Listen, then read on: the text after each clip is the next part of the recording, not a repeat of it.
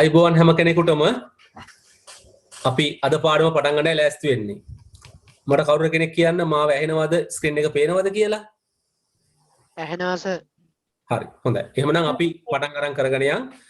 අපි එදා නවතවදෙනින් පටන් ගන්නවා.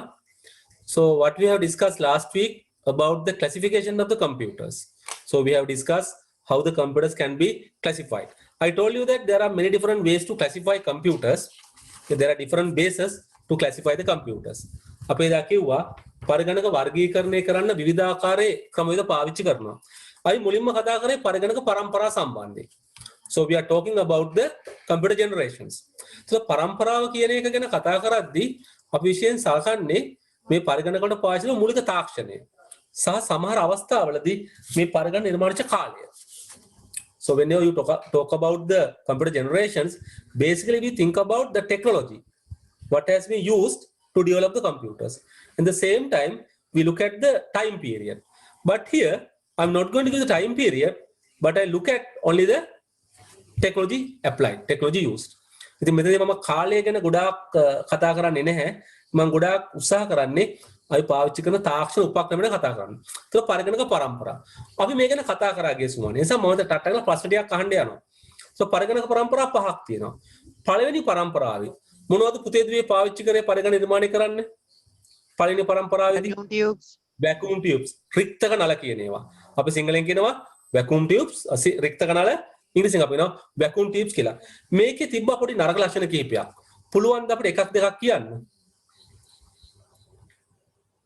එකක් දෙකක් කියන්න. මේකෙදි වෙච්ච නිකන් අවාසි වගේ දේවල්, දුර්වලතා වගේ දේවල් නේද?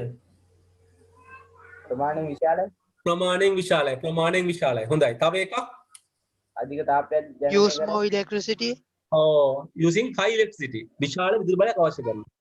නමුත් අපි මේ කතා කරන පළවෙනි පරම්පරාවේ පරිගණක මේවා පාවිච්චිලා හැදුවා. මොකද ඒ කාලේ තිබිච්ච හොඳම උපාංගය තමයි මේ අපි කතා කරන vacuum tubes එහෙම නැත්නම් රික්තක නල කියන දේවල්. සමහර මේවට කපාට කියලාත් කියනවා, රික්තක කපාට කියලාත් කියනවා. හැබැයි අපි දැන් පොදුවේ පාවිච්චි කරන්නේ vacuum tubes එහෙම නැත්නම් රික්තක නල කියන වචනේ. අපි යනවා දෙවෙනි පරම්පරාවට. දෙවෙනි පරම්පරාව මොනවද නිර්මාණය වෙන්නේ? Transistors.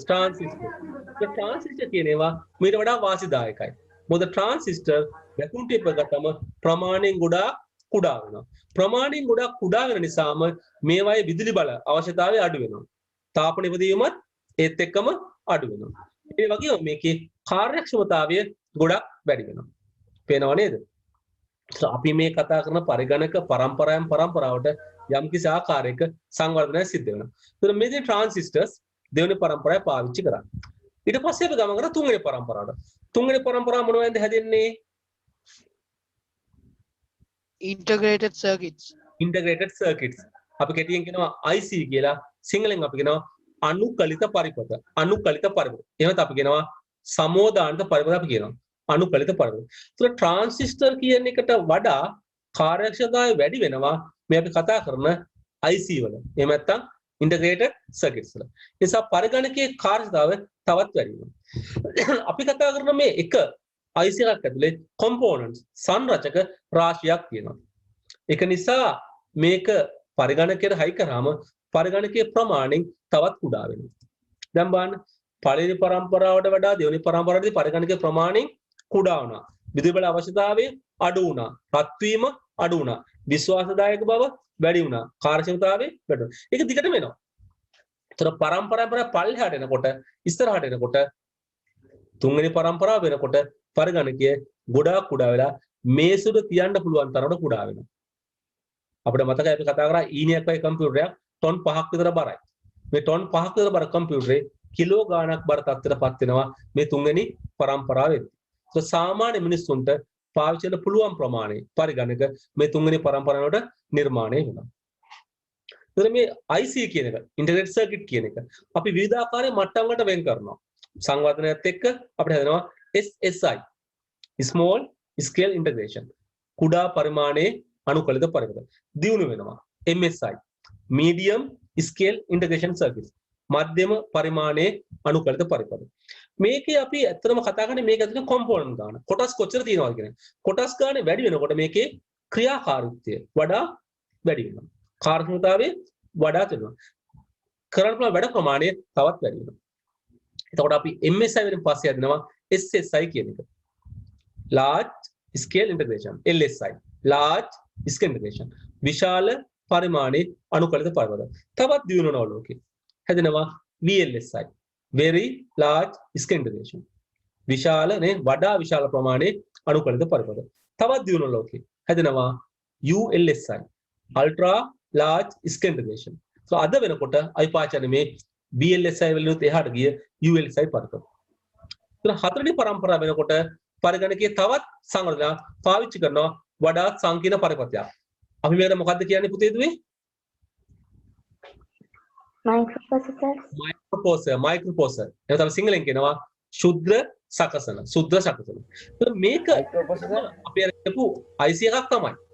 වඩා දියුණු, වඩා සාර්ථක කොටස් වැඩි ගාණක් තියෙන නේ වඩා වේගෙන් වැඩ කරන විදුලි බලය අඩුවෙන් ඉල්ලන දියුණු වෙච්ච IC එකක්. අපි නම් මේකට මයික්‍රෝ ප්‍රොසෙසරයක් කියලා. ඉතින් සාමාන්‍ය මයික්‍රෝ ප්‍රොසෙසර් අපි මදර් බෝඩ් එක මත අපිට හයි කරන්න පුළුවන් නේද? ඒ විවිධාකාරයේ නිෂ්පාදන ආයතන මේවා නිර්මාණය කරනවා. අපි මේ ගැන ගොඩක් තව කතා කරනවා ඉස්සරහට යනකොට. ඒ නිසා අපිට විවිධාකාරයේ නිෂ්පාදන අපි දැක ගන්න පුළුවන්කම තියෙනවා. අපි එනවා පස්වෙනි පරම්පරාවට. පස්වෙනි පරම්පරාව fifth generation. ඔය අපි කියනවා කෘත්‍රිම බුද්ධිය. artificial intelligence. तो පස්වෙනි පරම්පරාවේ පරිගණන නිර්මාණය වෙන්නේ මේ කෘත්‍රිම බුද්ධිය කියන දේ පාවිච්චි කරලා. මිනිසා හිතන විදියට මිනිසා ක්‍රියාත්මක විදියට තමයි මේ පරිගණක ක්‍රියාත්මක උත්සාහ කරන්නේ. දැන් තමයි මේවා ලියා ගන්න ඕනේද? අපි පුතේ එදා ලියාගත්තා. නේද? අපි එදා මේවා ලියාගත්තා. හොඳේ. අපි එදා කතා කරන්නේ මතක් කරනවා නේද? අපි එදා ලියාගත්තා මේ ටික. ලියාගත්තා නේද? මම එදා හිටියේ මං යාළුවෙක්ගෙන් ඉල්ලගෙන නෝට් එක. අය පුතේ මේ ටික ලියාගත්තා. අපි ආයෙසරක් පස්සේ එහෙමනොත් ලියාගමු. හොඳේ. මොකද මම කතා මතක් කරේ අපි එදා මේ ටික කතා කරා. ඒකයි මම මේ ටික පොඩ්ඩක් ඉක්මනට මතක් කරේ. ඉතින් අපි මේ කතන පස්වෙනි පරම්පරාවේදී මිනිසා හිතන විදියට හිතන පරිගණක සමහරවිට සිතිය හැකි පරිගණක කියලා. thinkable computers. මිනිස්සයා හිතනවා වගේ හිතලා වැඩ කරන්න පුළුවන් ආකාරයේ පරිගණක. නේද? ඉතින් මම කොහොමද පුංචි කතා ගොඩක් කිව්වා. මේ හිතන පරිගණකත් එක්ක ක්‍රියාත්මක වෙද්දී අපිට සමහර ගැටලු ඇති වෙන්නත් පුළුවන් නේද? මම වනිකවා පුංචි විද්‍යා ප්‍රබන්ධ කතා නේද? මේවා අපිට යම් යම් දේවල් කියනවා. අපි ওই ටික දා කතා කරා. අද අපි යනවා පරිගණක වර්ගීකරණය කරන දෙවෙනි ක්‍රමයට. මේ වර්ගීකරණය කරන්නේ පරිගණකයේ ප්‍රමාණය ගැන සලකලා. පරිගණකයේ ප්‍රමාණය සලකලා ටියුට් එකේ 7 වෙනි පිටුව. නේද? ටියුට් එකේ 7 වෙනි පිටුව මේ බලන්න මේ දකින්න කම්පියුටරේ අපි මේකට කියනවා සුපිරි පරිගණකයක් කියලා. සුපිරි පරිගණකයක්. මේ තියෙන්නේ ක්‍රේ කියන සුපිරි පරිගණකය. මේකේ විෂය තමයි මේක විශේෂයෙන් පාවිච්චි කරන මොනවද? විද්‍යාත්මක ඉංජිනේරු කාර්යයන් සඳහා පාවිච්චි කරන්නේ. නම් පුංචි වාක්‍යයක් ලියාගන්න විතර විද්‍යාත්මක හා ඉංජිනේරු කාර්ය සඳහා භාවිත කරයි. විද්‍යාත්මක හා ඉංජිනේරු කාර්ය සඳහා භාවිත කරයි. Use for scientific and engineering task. Use for scientific and engineering task.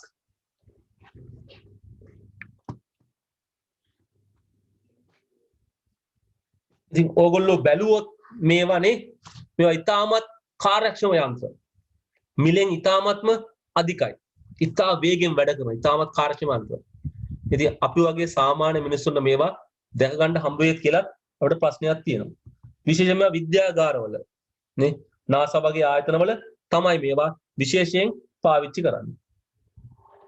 නේ අභ්‍යවකාශයන හසුරවන්න වගේ දේවල් වලට විශේෂ DNA පරීක්ෂණ වගේ දේවල් වලට ඒ වගේ දේවල් වලට මේවා විශේෂයෙන් පාවිච්චියට ගන්නවා. මේ තියෙන්නේ Cray 1 කියන කම්පියුටරේ නැත්නම් විශේෂ සුපිරි පරිගණකයක්. මේ විශේෂ පරිසරවල තියෙන්නේ මේ විශේෂයෙන් විශේෂ කාර්ය සඳහා පාවිච්චි කරන්නේ නේ. ඔව්. scientific and engineering අර වෙන මොනාරි ටාස්ක් වලට මේව ගන්නවා සර්.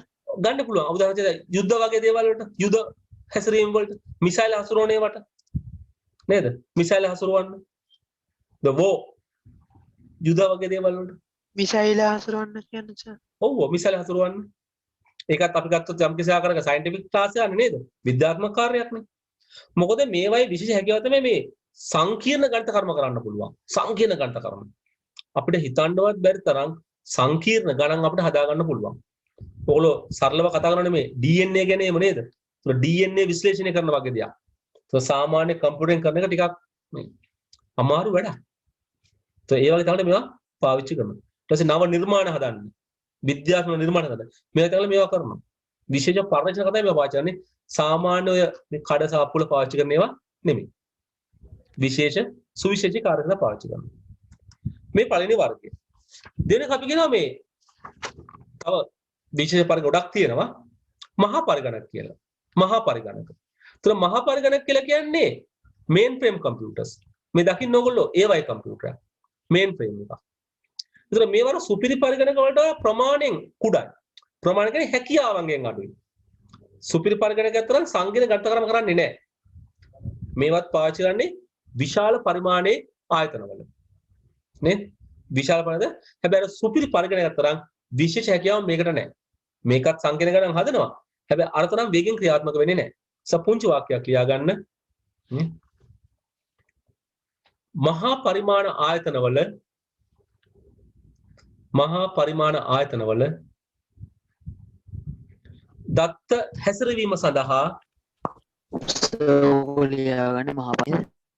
ඔව් මේක විදිහට අපි 8 වෙනි පුටුවේ මහා පරිගණක යටතේ නේද? ටියුට් එකේ 8 වෙනි පිටුවේ මහා පරිගණක. ඒක මුලින් කියනවා. කියන පුතේ ආසරය? ඒකේ මුලින් දැන් පොඩ්ඩක් කියන්න. ඔව්. විශාල පරිමාණයේ ආයතනවල නැත්නම් මහා පරිමාණයේ ආයතනවල නේද? දත්ත හැසිරවීම සඳහා විශාල පරිමාණයේ ආයතනවල දත්ත හැසිරවීම සඳහා භාවිත කරයි.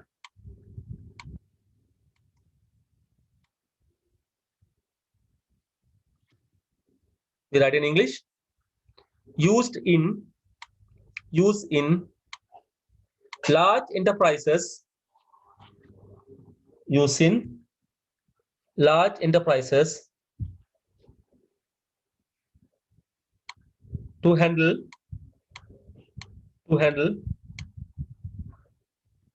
data processing.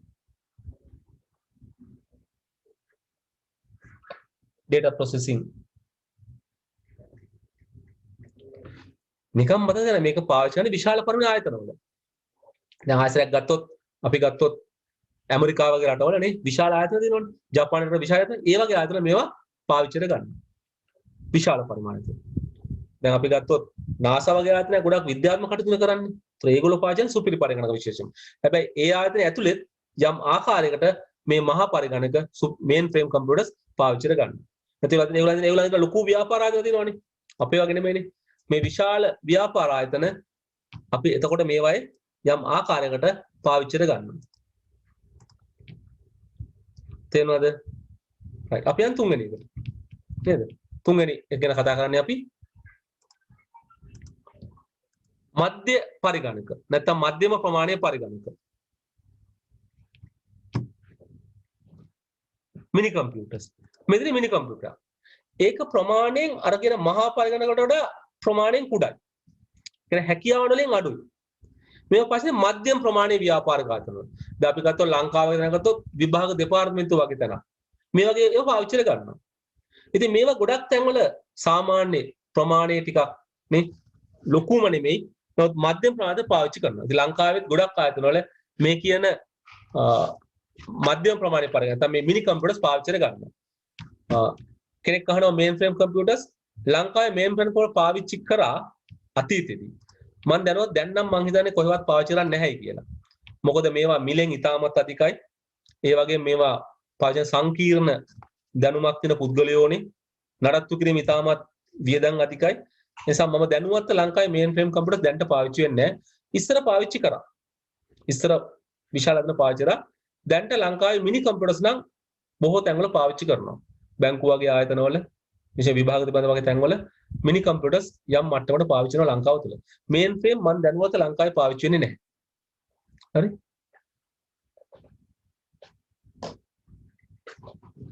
හරි. එනිසා අපිට ඒ ගැන එතනදී කතා බහ කරන්න පුළුවන්. එහෙනම් පුංචි වාක්‍යයක් ලියා ගන්න.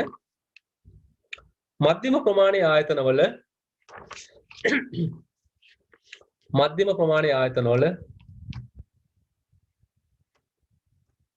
දත්ත කළමනාකරණය සඳහා මධ්‍යම ප්‍රමාණයේ ආයතනවල දත්ත කළමනාකරණය සඳහා භාවිත කරයි. We write in English. Use in medium-sized organizations. Use in medium-sized organizations to manage data. To manage data. කෙනෙක් අහනවා අපෙන් මොකක්ද fastest and powerful කියලා. ඉතින් කිසිම ගැටලුවක් නැහැ. fastest මොනවද? සුපිරි පරිගණක. powerful මොනවද? සුපිරි පරිගණක. ඊට පස්සේ අපිට හම්බ වෙන්නේ mainframe. ඊට පස්සේ අපිට හම්බ වෙන්නේ mini. වඩාත් වේගවත් සුපිරි පරිගණක. ඊට පස්සේ දිනේ මහා පරිගණක. ඊට පස්සේ mini computers. දැන් අපි පාවිච්චි කරන්නේ අයි පාවිච්චි කරන පරිගණක මොකක්ද කියන්නේ? නේ? ඉතින් ඔය කොලේ උඩින් ලියා ගන්න අයි පාවිච්චි අපි කියනවාට මොකද? ශුද්ධ පරිගණක. අපි ඉංග්‍රීසියෙන් කියනවා මයික්‍රෝ කම්පියුටර්ස් කියලා. ඒතර අපි පාවිච්චි කරන පරිගණක වල මොනවද? ශුද්ධ පරිගණක. Micro computers. ශුද්ධ පරිගණක. Micro computers. ඒවා ප්‍රමාණය ඉතාමත් කුඩායි. මේ ශුද්ධ පරිගණකදී ගොඩාක් තියෙනවා කාණ්ඩ. එකක් තමයි අපි මේසුල තියෙන මේස පරිගණක. Desktop computers. එහෙනම් ඔය කොලේ උඩින් දාගන්න ශුද්ධ පරිගණක කියලා මයික්‍රෝ කම්පියුටර්ස්. ඒකේ පොඩි ලයිස්තුවක් ලියා ගන්න. නිකන් නම් ටිකක් මතක තියෙන විතරයි ඕනේ. ශුද්ධ පරිගණක. මේවා ප්‍රමාණයෙන් ගොඩක් කුඩා ඒවා. Micro computers. ඒකේ පොන්චි නම් ටිකක් ලියනවා. නිකන් ලියලා තියාගන්න. ඒක තමයි මේස පරිගණක. Desktop computers. Desktop computer. මධ්‍ය පරිගණක එකට ලියාගන්නේ. නෑ උඩින් කොලේට උඩින්. අර පිටු උඩින් ලියා ගන්න. අතිරේක තරම් අතිරේක. මධ්‍ය පරිගණක ප්‍රධාන වර්ග තුනයි. සුපිරි පරිගණක, මේ සුපර් කම්පියුටර්ස්, මේන් ෆ්‍රේම්, මහා පරිගණක, මිනි කම්පියුටර්ස් මධ්‍ය පරිගණක. මේක අතිරේක පුංචි සටහනක්. අර කොලේ උඩින් තියෙන ඉඩ. කොලේ උඩින් ඉඳ තියලා ඉතින් පොඩ ලියා ගන්න. ශුද්ධ පරිගණක. Micro computers. මේවයේ වර්ග ගොඩක් තියෙනවා. එක එක වැඩවලට ගන්න ඒවා. මේක එකක් තමයි මොකද්ද? Desktop computers. මේස පරිගණක. මේස පරිගණක කියන්නේ මේක මේසුරල පාවිච්චි කරන්න පුළුවන් නිසා. We can keep on the table, we can use it on the table. That's why they are called as desktop computers. අපි සාමාන්‍යයෙන් මේවට කියන්නේ desktop computers මේස පරිගණක කියලා. ඒක තව වර්ගයක් අපි දෙන මේ laptop computers. එහෙනම් laptop කියන්නේ මේක අපේ ලැප් එක උඩ උකුල උඩ පාවිච්චි කරනවා. ඒ නිසා මේවට අපි කියන්නේ උකුළු පරිගණක කියලා. උකුළු පරිගණක. උකුළු. අපි මේ උකුළු දැන් පාවිච්චි කරන්නේ. උකුළු පරිගණක. අපි තව කියන මේ tablet computers, tablet පරිගණක. tablet computers. ඒක නිකන් පොඩි පොතක් වගේනේ ටැබ්ලට් එක. අපිට එහෙම පාසුවෙන් ගන්න පුළුවන්. ඒක ලැප්ටොප් එකට දාලා ප්‍රමාණයෙන් කුඩායි. බලය ගොඩක් අඩුයි. කරන වැඩ ප්‍රමාණයත් අඩුයි. But you can use tablet computers. තව තියෙනවා. තව මොකද්ද? අත්ල පරිගණක. අත උඩ තියන් පාවිච්චි කරනවා. අත්ල පරිගණක. ඉංග්‍රීසියෙන් කියනවා palm top computers කියලා. palm top. PALM palm. palm top. top. palm top computers. අපි සිංහලෙන් කියන්නේ අත්ල පරිගණක. මොකද මේවා අපිට අත උඩ තියන් පාවිච්චි කරන්න පුළුවන්. දැන් ඕගොල්ලෝ අද පාවිච්චි කරන ස්මාර්ට්ෆෝන් එකත් අපිට සලකන්න පුළුවන් palm top එකක් වගේ. ඇයි ඒකෙත් පරිගණක හැකියාව තියෙනවා. අපි අර කියන්නේ ස්මාර්ට්ෆෝන් කියලා. සාමාන්‍යයෙන් කියන්නේ මොකද ඒක අපවාදන කමියුනිකේෂන් වලටනේ ගොඩක් කරන සංනිවේදනයේ. හැබැයි ඒක තුල අද මේ පරිගණක හැකියාව තියෙනවා. තව එකක් තියෙනවා. ඒ මොකක්ද දන්නවද? pocket computers. සාක්කු පරිගණක. සාක්කු දාලා තියන්න බලන්න. දැන් palm top එක සාක්කු දාන්න ටිකක් ලොකුයි සාක්කුවට වඩා. නේ ටැබ්ලට් එකට ලොකුයි. ලැප්ටොප් ඊටතර ලොකුයි. ඩෙස්ක්ටොප් ඊටතර ලොකුයි. පේනවද දැන් ප්‍රමාණය අඩු වෙගෙන ගියා. ඉතින් මේ තමයි අපි කතා කරන වර්තමාන කතාව. වර්තමාන කතාව. අනාගතේ තව වෙනවා. අපි කියන්නේ wearable computers කියලා. පැලඳිය හැකි පරිගණක. අතේ ඔල්ලෝසිය පරිගණකයේ තියෙන්නේ. අපි දන්න කණ්ණාඩි දෙකේ පරිගණකයේ තියෙන්නේ. ඒ වගේ අපි තාක්ෂණය දියුණු කරනවා. ඒතර අපි පරිගණකය වඩාත් කුඩා වෙනවා. හැබැයි හැකියාවලුත් ඒත් එක්කම වැඩි වෙනවා. දැන් අපි පරණ කම්පියුටර් වල හැකියාව අද කම්පියුටර් වල තියෙනවා. වර්ධනය වෙනවා ඒක. ඉතින් මේ අදහස නිකන් මතක තියාගන්න අපිට පොඩ්ඩක් දැනගන්න ඕනේ. එහෙනම් මුලින්ම අපි පරිගණක වර්ගීකරණය කරා නිර්මාණ තාක්ෂණය අනුව. අපි කතා කරේ මේ නිර්මාණ කරපු කාලය පාවිච්චි කරපු තාක්ෂණ උපක්‍රම. පරම්පරාවලට වෙන් කරා. ඊට පස්සේ පාවිච්චි කරා මේ කියන බලය මත නැත්නම් ප්‍රමාණය මත. සුපිරි පරිගණක, සුපර් කම්පියුටර්ස්, මේන් ෆ්‍රේම් කම්පියුටර්ස්, මහා පරිගණක, මධ්‍ය පරිගණක, මිනි කම්පියුටර්ස්. ඊට අපි කතා කරා ඒක අතර පුංචි දෙයක් මේ මයික්‍රෝ කියන වර්ගය, ශුද්‍ර පරිගණක, ප්‍රමාණය ඉතාමත් කුඩා ඒවා. ඒකේ වර්ග ගොඩක් තියෙනවා නේ. ඩෙස්ක්ටොප් ඒවා, මේස පරිගණක, ලැප්ටොප් ඒවා, උකුළු පරිගණක, ඊට පස්සේ අතේ තියාගන්න අත්ල පරිගණක, පාම් টොප් ඒවා, සාක්කුවේ දාන පොකට් කම්පියුටර්ස්, සාක්කු පරිගණක, ටැබ්ලට් කියන ඒවා. දැන් අපි යනවා පරිගණක නිර්මාණය කරන උපක්‍රම, තාක්ෂණික උපක්‍රම මොනවද කියලා. තාක්ෂණික වශයෙන් ගත්තොත් පරිගණක ආකාර තුනක් අපි දකිනවා. එකක් අපි කියනවා ප්‍රතිසම පරිගණක, අන්තික අපි කියනවා සංඛ්‍යාංක පරිගණක, තුන්වෙනි එක අපි කියනවා දෙමුහුම් නැත්නම් මිශ්‍ර පරිගණක කියලා.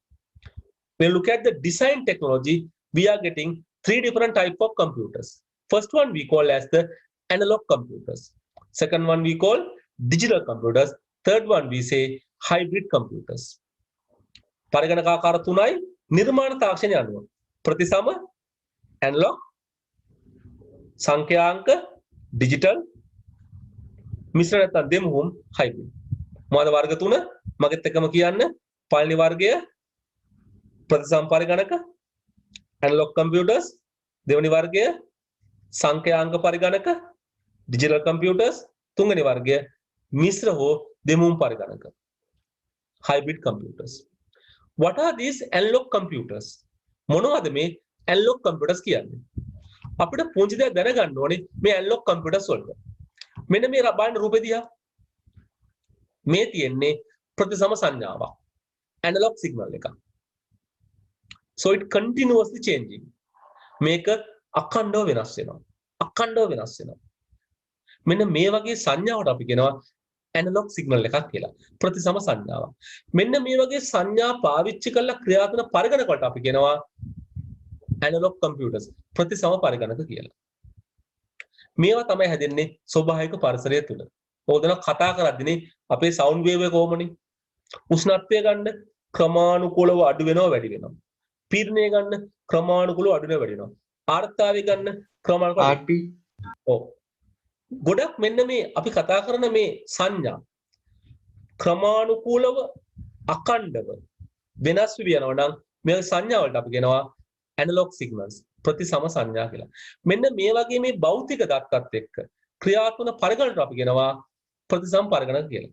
එහෙනම් අපි නෝට් එකේ අර ඉඳ තියෙනවනේ වම් පැත්තේ ඇඳ ගන්න මේ සිග්නල් එක ලියා ගන්න මේකට analog signal කියලා. ප්‍රතිසම සංඥාව. ප්‍රතිසම සංඥාව. නෝට් එකේනේ අර වම් පැත්තේ ඉඳ තියෙනවා ඉරි ගහන්න නැතුව එතන ලියා අඳ ගන්න මේ රූපේ පුංචියට. ප්‍රතිසම සංඥාව. analog signals. ඒකට analog signals තියෙන computers මොනවද භාවිත කරන්නේ?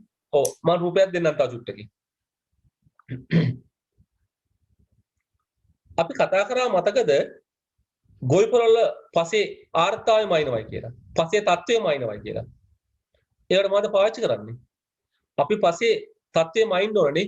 පසේ තෙතමනේ මයින්ඩ් ඕනේ. ඒ වගේ තමයි මොකද පාවිච්චි කරගන්නේ? අපි ඒ තැන්වල පාවිච්චි කරගන්නේ මේ කතා කරන analog computers. ප්‍රතිසම පරිගණක. ඒතර ඒ වයින් කරන්නේ මොකද්ද? පරිසර තත්ත්ව මැන ගන්නවා. දැන් අපි කතා කරා green house කියලා. නේද? green house හරිතාගාර. හරිතාගාර උෂ්ණත්වය මැන ගන්න ඕනේද නැද්ද? උෂ්ණත්වය අඩු වැඩි ඒවා හදන්න ඕනේද නැද්ද? හදන්න ඕනේ. හරිතාගාරයේ humidity එක ආර්ද්‍රතාවය බලන්න ඕනේද නැද්ද? බලන්න ඕනේ. මේ තැන්වල පාවිච්චි කරන මොන වගේ පරිගණකද? මේ තැන්වල පාවිච්චි කරන්න වෙන්නේ අපිට මොන වගේවද? analog computers. එහෙම නැත්නම් ප්‍රතිසම පරිගණක. If you look at the greenhouse, we are adjusting the temperature of the greenhouse. We are adjusting the humidity of the greenhouse. Then to measure those things. How do we measure? Using the analog computers. So on those places, we may be using the analog computer because we are checking the physical data in that area. අපි මෙතන පාවිච්චි කරන්නේ මේ පරිසරයේ තියෙන භෞතික දත්ත. ඒ භෞතික දත්ත අපි අරගෙන ඒ වාසියෙන් අපි යම් යම් ආකාරයේ දේවල් කරනවා. ඒතර ඒ තැන්වල පාවිච්චි කරන මොනවද? මේ අපි කියන ඇනලොග් නැත්තම් ප්‍රතිසම්පර්කන කියන જાතිය. එහෙනම් පුංචි වාක්‍යයක් ලියාගමු ප්‍රතිසම්පර්කන ගැන. ඉස්සලා සිංහලෙන් ලියාගමු. උෂ්ණත්වය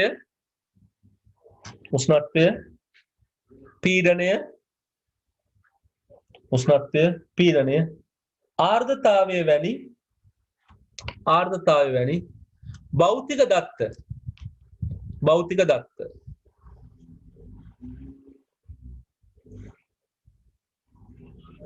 භාවිත කරමින්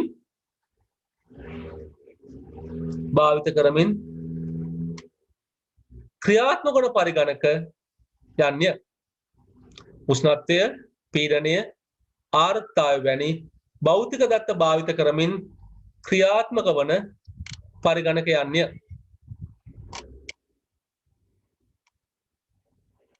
We write in English. Computers that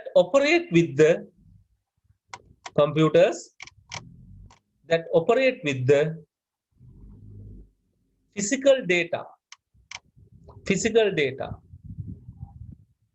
physical data like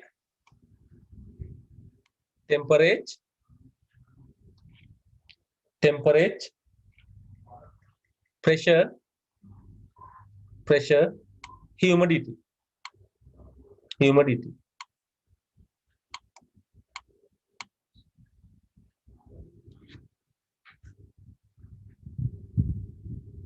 හොඳයි. අපි යන් දෙවෙනි වර්ගයට. නේද? දෙවෙනි වර්ගයට. මේ කියන සංඛ්‍යාංක පරිගණක. digital computers. ඇත්තට මේවා තමයි අපි සාමාන්‍යයෙන් අපේ ගෙවල් වල පාවිච්චි කරන්නේ. අපි අපේ වැඩ පස්සේ මේවා. මේ තියෙන්නේ ඕගොල්ලෝ දකින මේ සංඛ්‍යාංක සංඥාවක්. digital සිංහල. මේකේ තියෙන්නේ මට්ටම් දෙකයි. පහළ මට්ටමයි ඉහළ මට්ටමයි. අපි කියන්නේ කරන්ට් එක වගේ. කරන්ට් දෙන අවස්ථා දෙකයිනේ. කරන්ට් එක ඇත on, කරන්ට් එක නැත off. අපි මේවා මැප් කරනවා කම්පියුටරේ බිංදුව සහ එකට. පහළ මට්ටම අපි කියනවා බිංදුව, ඉහළ මට්ටම කියන එක. එතන මේ කම්පියුටර් පාවිච්චි වෙන්නේ මොනවයින්ද? එක සහ බිංදුව කියන සංඥා දෙකත් එක්ක. හරිද? මේ පාවිච්චි වෙන්නේ එක සහ බිංදුව කියන සංඥා දෙකත් එක්ක. එතන මෙන්න මේ වගේ මේ සංඛ්‍යාංක දත්ත පාවිච්චි කරන පරිගණකට අපි කියනවා සංඛ්‍යාංක පරිගණක කියලා. අපි බොහෝ විට අපේ දෛනික කර්ම පාවිච්චි මේ වගේ පරිගණක.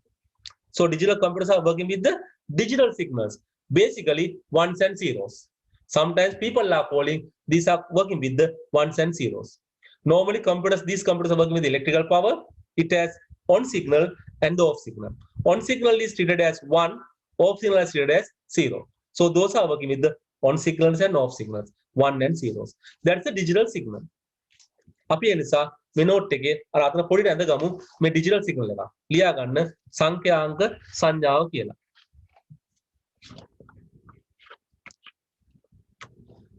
කෙනෙක් මයෙන් අහනවා ආර්ද්‍රතාවය කියන්නේ මොකක්ද කියලා. අපි ඒක විද්‍යාවේ තියෙන දෙයක් නේද? ආර්ද්‍රතාවය කියලා කියන්නේ අපේ අවට පරිසරයේ තියෙන තෙතමනය කියන එක. පරිසරයේ කොච්චර තෙතමනය තියෙනවද කියන එක. නේද? අපි කියන්නේ වැස්ස දවසෙන් මොකද වෙන්නේ? අපේ ආර්ද්‍රතාවය වැඩි වෙනවා. humidity කියන එකයි අපේ පරිසරයේ තියෙන වාතාංශු ගාන, තෙතාංශු ගාන එක අපි කියන්නේ ආර්ද්‍රතාවය කියලා මයින්නේ. ඔයගොල්ලෝ ඒක මම හිතන්නේ විද්‍යාවේදී ඉගෙන ගන්නවයි කියලා. නේද? විද්‍යාවේදී ඉගෙන ගන්න පරිසරයේ කොටසෙත් ඉගෙන ගන්නවා මේ වාතයේ තියෙන තෙතමනිය. වාතාංශු ගාන තමයි මේකෙන් ගණන් හදන්නේ කියන ආර්ද්‍රතාවය. පොඩි රඳ ගන්න මේ රූපේ digital signal සංඛ්‍යාංක සංඥාව.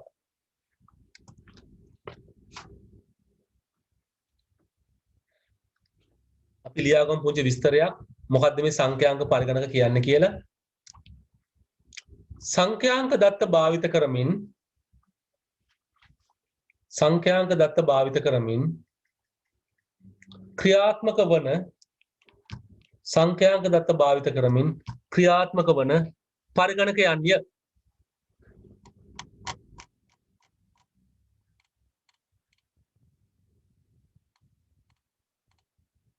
අපි ඉංග්‍රීසියෙන් ලියාගමු. computers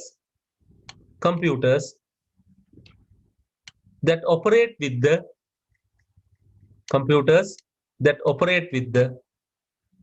digital data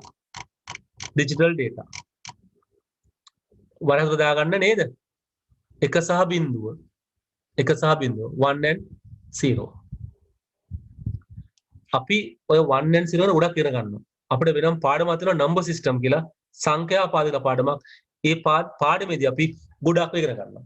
දැන් කම්පියුටර් ඇතුලේ වැඩ කරන එක සහ බිඳුව වලින් ඉන්නේ. අපි වැඩ කරන ඉලක්කම් 10කින් ඉන්නේ. එසා අපි පාවිච්චි කරන 10 පාද සංඛ්‍යා, දශමීය සංඛ්‍යා. We have 10 symbols, 10 digits. So we are calling them as the decimal number system. We have seen 10 numbers. It is called as decimal number system. අපි සංඛ්‍යා 10ක් පාවිච්චි කරන නිසා අපි අර කියනවා දශමීය සංඛ්‍යා කියලා. හැබැයි කම්පියුටරේ අභ්‍යන්තරය ගත්තොත් කම්පියුටරේ අභ්‍යන්තරේ ක්‍රියාත්මක වෙන්නේ මේ එක සහ බිඳුව කියන සංඥා දෙක පාවිච්චි කරලා. නැත්නම් සංඛ්‍යා දෙකක් පාවිච්චි කරලා. ඒ නිසා අපිට අවශ්‍ය වෙන දත්ත අපිට සිද්ධ වෙනවා කම්පියුටරේ තේරෙන්න ඔය එක සහ බිඳුව වලට හරවන්න. ඒ නිසා අපි වෙනම ඉගෙන ගන්නවා how can we convert our decimal numbers into binary numbers ද්විමීය සංඛ්‍යා වලට. Then how to convert binary numbers into decimal numbers. පරිගණක අභ්‍යන්තරයේ ක්‍රියාත්මක වෙන මේ දෙකේ පාද සංඛ්‍යා ද්විමීය සංඛ්‍යා කොහොමද 10 පාදට හරවන්නේ කියලා අපි වෙනම ඉගෙන ගන්නවා. ඊට අමතරව අපි තව සංඛ්‍යා රටා දෙකක් ඉගෙන ගන්නවා. ඒ තමයි අටේ පාදය, අෂ්ටමීය සංඛ්‍යා, octal numbers. Then we are learning about දාසයේ පාද සංඛ්‍යා, hexadecimal numbers, ෂඩ් දශමීය සංඛ්‍යා. අපි ඉගෙන ගන්නවා සංඛ්‍යා රටා හතරක් ඇත්තෙන්න. එකක් 10 පාදේ decimal numbers අපි පාවිච්චි කරන ඒවා ඔබට අහන්න. අපිට පරිපතේශ බින්දුවයි එක ඇර මේ සංඛ්‍යා දාලා දුවවන්න බෑ. කරන්ට් එකේ තියෙන අවස්ථාව කීයද පුතේ? කරන්ට් එකේ තියෙන්නේ කරන්ට් එක ඇත, කරන්ට් එක නැත. ඔතෙන් හිට කරන්ට් එක මුකුත් නැහැනේ. අපි කරන්ට් එක ඔව්. ඒතර කම්පියුටරේ ඇතුළේ වැඩ කරන්නේ මේ කරන්ට් එකෙන්. ඒතර කරන්ට් එකේ අවස්ථා දෙකක් තියෙන නිසා කම්පියුටරේ අනිවාර්යෙන් ක්‍රියාත්මක වෙන්නේ ඔය කරන්ට් එක ඇත නැත කියන අවස්ථා දෙක, එක සහ බිඳුව. ඊට එහා අපි මොනවා ගත්තා? අපි හැම දෙයක්ම කම්පියුටර් දෙනකොට එක සහ බිඳුව පරිවර්තනය කරන්න ඕනේ. අපිට වෙන ක්‍රමයකට තැම්පත් ක්‍රියාත්මක කරන්න බෑ පරිගණක ඇතුලේ. හැබැයි දත්ත තැම්පත්කට විවිධ ක්‍රම පාවිච්චි කරන්න පුළුවන්. ඒක නිසා තමයි අපිට අවශ්‍ය වෙන්නේ ඔය අටේ පාදේ අෂ්ටමීය සංඛ්‍යා, octal numbers. Then 16 පාදේ ෂඩ් දශමීය සංඛ්‍යා, hexadecimal. So intermediary it process data using 8 or using 16. අතරමැදදී 8 හරි 16 පාවිච්චි ගණන් හදනවා. ඒක නිසා අපිට 8 ගැනත් ඉගෙන ගන්න ඕනේ 16 ගැන ගන්න. හැබැයි පරිගණක අභ්‍යන්තරේ සම්පූර්ණ ක්‍රියාත්මක වෙන්නේ එක බිඳුව වලින් නැත්නම් කරන්ට් එක ඇත සහ නැත කියන අවස්ථා දෙකත් එක්ක. නිසා අපිට ඒක තමයි ඉගෙන ගන්න සිද්ධ වෙන්නේ. ඉතින් පරිගණක අභ්‍යන්තරම ක්‍රියාත්මක වෙන ඔය කරන්ට් එක ඇත සහ නැත කියන අවස්ථා දෙකත් එක්ක. වෙන අවස්ථා ගන්නෙ නැහැ. අපිට දැන් තේරෙනවා ටිකක් සංඛ්‍යාංක පරිගණක කියන්නේ මොනවද කියලා. මේවා තමයි අපි සාමාන්‍ය අපේ ජීවිතේ පාවිච්චි කරන්නේ. අපේ ඔය කියපු ඩෙස්ක්ටොප් කම්පියුටර්ස්, ලැප්ටොප් කම්පියුටර් ඔක්කොම මේ තියෙනවද? Digital computer. ඔය කියපු මේන් ෆ්‍රේම් ඔක්කොම ඩිජිටල් කම්පියුටර්ස්. මේවා ක්‍රියාත්මක වෙන්නේ මේ සංඛ්‍යා එක්කත් යන සංඛ්‍යාංක දත්ත පාවිච්චි කරනවා. තුන්වෙනි වර්ගය හයිබ්‍රිඩ්. ඕගොල්ලෝ අහලා මේ හයිබ්‍රිඩ් වාහන. ඔයගොල්ලෝ ඒක හොඳට තේරෙනවා. හයිබ්‍රිඩ් වාහන කියන්නේ මොකද්ද? ඉන්ධන වර්ග දෙකක් පාවිච්චි කරනවා. කරන්ට් එකෙන් දුවනවා, පෙට්‍රල් එකෙන් දුවනවා. දෙකක් පාවිච්චි කරනවා. ඒක නිසා මේවට හයිබ්‍රිඩ් කියලා කිව්වේ. හයිබ්‍රිඩ් දෙකක් පාවිච්චි කරනවා. ඒක හයිබ්‍රිඩ් කම්පියුටර් කියන්නේ මොකද්ද? මේ අපි දකින ප්‍රතිසම් පරිගණකත් අපි පාවිච්චි කරන සංඛ්‍යාංක පරිගණකත් එකතු වෙලා හැදිච්ච ඒවා. මේකේ දත්ත ලබා ගැනීම කරනවා ප්‍රතිසම ආකාරයෙන්. The data is captured using the analog system. The processing will be taken out using the digital method. විශේෂයෙන් විද්‍යාගාරවල මේවා පාවිච්චි කරනවා. බලන්න මෙතන විද්‍යාගාර සටහන් ටික. මේ දත්ත ලබා ගැනීම capturing of data will be done using some kind of a analog way. දත්ත ලබා ගැනීම එයා සිද්ධ කරනවා ප්‍රතිසමාකාරයෙන් දත්ත සකස් කරන එක ප්‍රතිචාර දක්වන එක ගොඩක්කට සිද්ධ වෙනවා ඩිජිටල් සංඛ්‍යාංක ආකාරයෙන්. මේ මිශ්‍ර ඒවා දෙමු දෙක මිශ්‍ර කරලා තියෙනවා. පැත්තක් ඇනලොග් පැත්තක් ඩිජිටල්. එක් කොටසක් ක්‍රියාත්මක වෙන්නේ ප්‍රතිසමාකාරයෙන් තව කොටසක් ක්‍රියාත්මක වෙන්නේ සංඛ්‍යාංක ආකාරයෙන්. તો මේ වගේ පරිගණක අද ගොඩාක් ලෝකේ පාවිච්චි කරනවා. තේරුණාද? right අපි පුංචි වාක්‍යයක් ලියාගමු මිශ්‍ර පරිගණක සම්බන්ධයෙන්.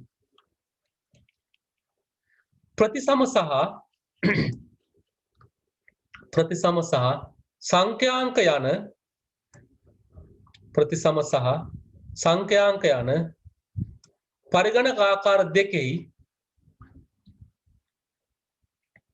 ප්‍රතිසම සහ සංඛ්‍යාංක යන පරිගණක ආකාර දෙකෙහි සම්මිශ්‍රණයකි.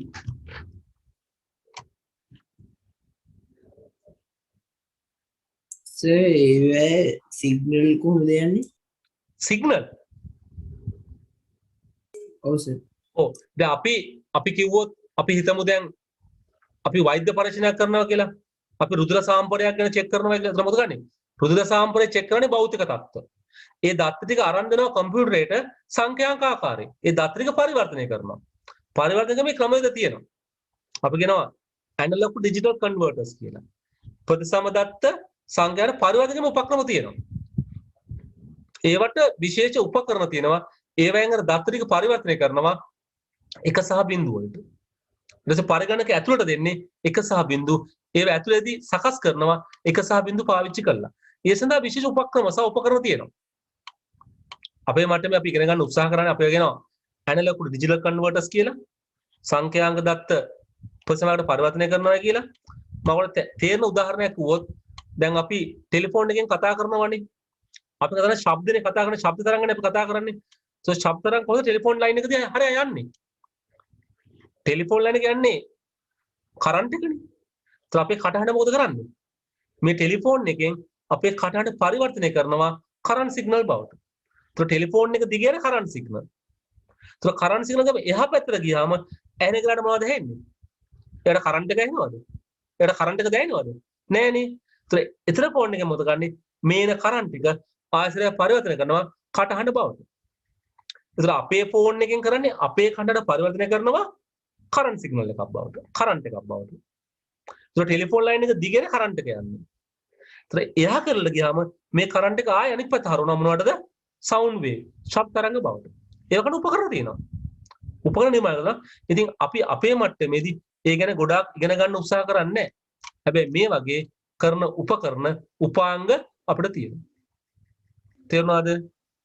ඔව් sir thank you sir. Okay right. එහෙනම් අපි යන් තව ටිකක් ඉස්සරහට ඊටු ටික ගැන කතා කරන්න. ඉතින් මෙතනින් අපේ පළවෙනි ටියුට් එක ඉවර වෙනවා. අපි එහෙනම් ගන්නේ දැන් දෙවෙනි ටියුට් එක පරිගණක නිර්මිතය කියන එක. නේද?